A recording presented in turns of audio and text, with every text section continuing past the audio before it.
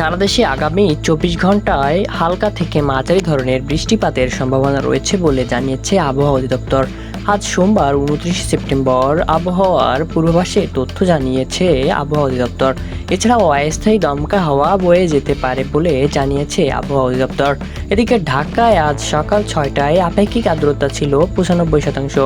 আবহাওয়া পূর্বাভাস অনুযায়ী ময়মনসিংহ, সিলেট এবং চট্টগ্রাম বিভাগে কিছু কিছু স্থানে এবং রংপুর, রাজশাহী, ঢাকা, খুলনা ও বরিশাল বিভাগে ২-১ স্থানে অস্থায়ী দমকা হাওয়া সহ হালকা থেকে মাঝারি বৃষ্টি বা বজ্রসহ বৃষ্টির সম্ভাবনা রয়েছে।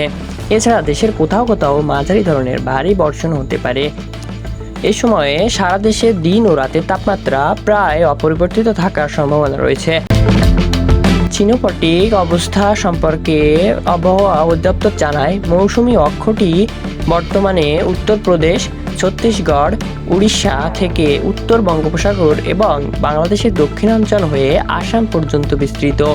মৌসুমী বায়ু বাংলাদেশের উপর কম সক্রিয় অবস্থায় আছে, তবে উত্তর বঙ্গোপসাগরের উপর তা মাঝারি সক্রিয়।